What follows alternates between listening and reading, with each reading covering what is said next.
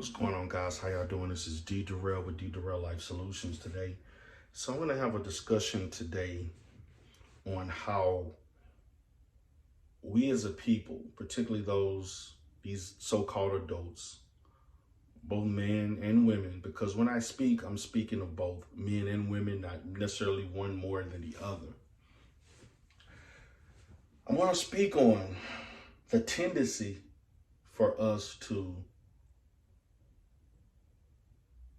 hold a person that you're dating in a current relationship responsible for things that a person did in a previous relationship.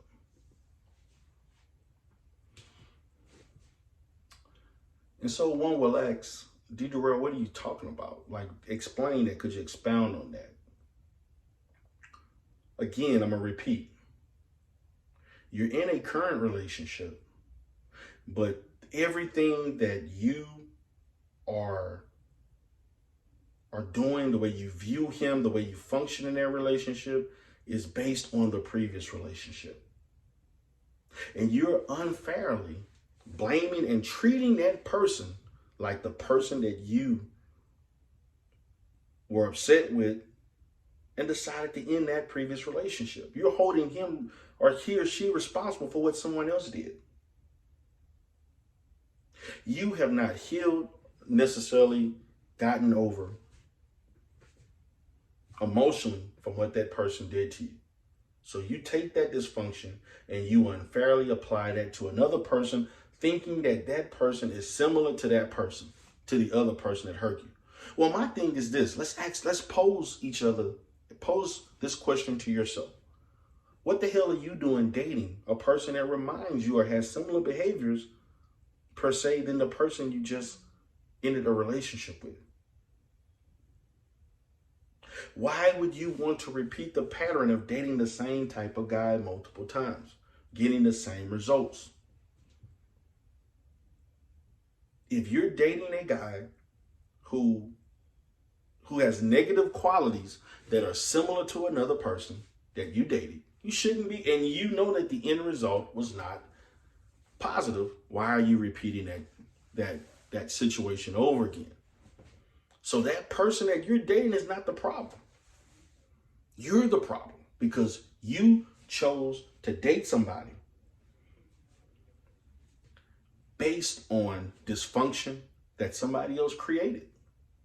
And then you expect that person to be different or do things differently and correct the problems that another person caused you.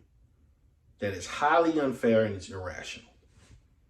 As I continue to talk about relationships, I will bring up the fact of the term irrational because in many situations, there's a lot of impractical and irrational behaviors that are applied to relationships.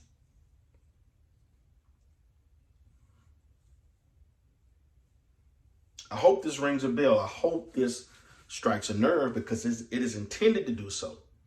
So when you say, you the individual that's listening to me or those that are watching me,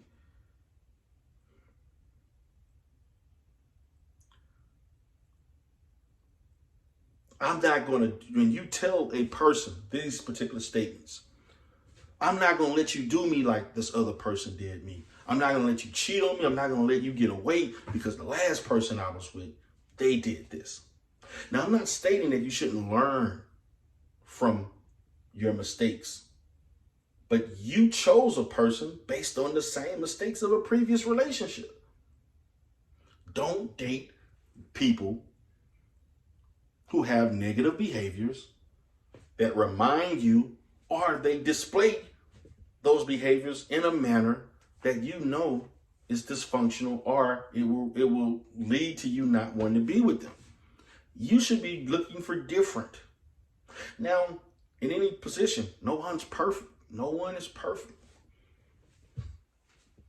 But if there are major characteristics about someone or let's say major pet peeves that you know you can't deal with, like say for instance, I'm a person that don't like people. I couldn't date someone who smokes. Okay? And it's not based on the fact that I date someone that smoked in and I didn't like it. It's the fact that I personally don't like smoke. And someone who habitually smokes, I'm not dating them. I don't care how you look and how you treat me.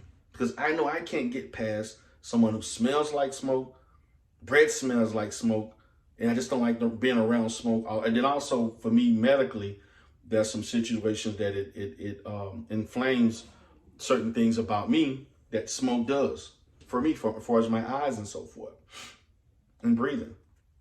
So no, I can't date a smoker.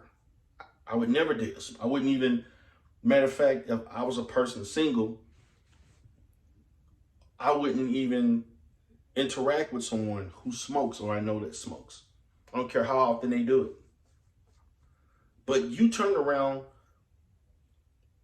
you left a smoker, but then you date another smoker and say, I'm not gonna put up with you smoking up my house, got my house smelling like smoke, just like the last person.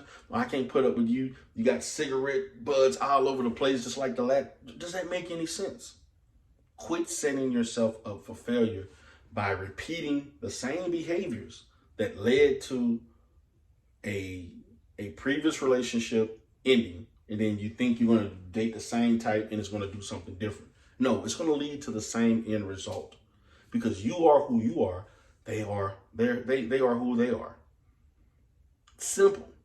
A lot of the issues that I deal with in dealing with relationships are actually very simple. But the thing about it is, the simplicity is in the behavior itself, but it's complex and difficult to actually apply the actual tools and corrective measures to extinguish those behaviors or to change. Again, the behavior itself is easy, but the application is what's the most difficult. You see, I can tell you, we can identify that you're not communicating, but the difficult part is how you're going to effectively communicate. How are you going to effectively carry yourself and interact? So yeah, that's what we're looking at. That's what we're looking at. I dated a guy who committed crimes. So I dated another guy who committed crimes. So I'm telling this guy, the new guy, I can't put up with you going to jail every other month just like the previous guy. I'm tired of being gone without you and worrying about if you're going to live and die, but you're dating the same type of guy. You went from one drug dealer to another drug dealer, one hustler to another hustler, one pimp to another pimp. You went from one guy who couldn't hold down a job to another guy who can't keep a job more than 2 or 3 weeks or whatever. You went from one cheater to another cheater. But you want to tell that guy, I'm not going to put up with what the other guy did. No. Go through the work, correct what you went through, and allow yourself to be strengthened so that when you interact and make decisions to be with someone else, you're doing so with choosing someone that has more of the qualities of what you want, not necessarily the qualities of a previous person. Even if that person was open to change, which would be good, he still cannot correct whatever negative things that you developed as a reaction to the other person. You still have to correct that anyway. So I just want you all to ponder on that, think about what I'm talking about. You're holding another person accountable for the acts of others. You left one guy, one relationship, and you're applying the same dysfunction to this relationship. Come on, people, make up your mind. Choose better. Kind of think about the major things of what you want.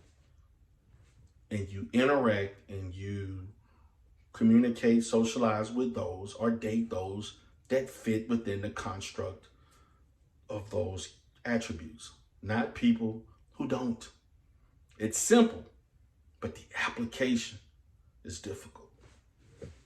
So, this is D. Durrell, D. Durrell Life Solutions. Have a great day.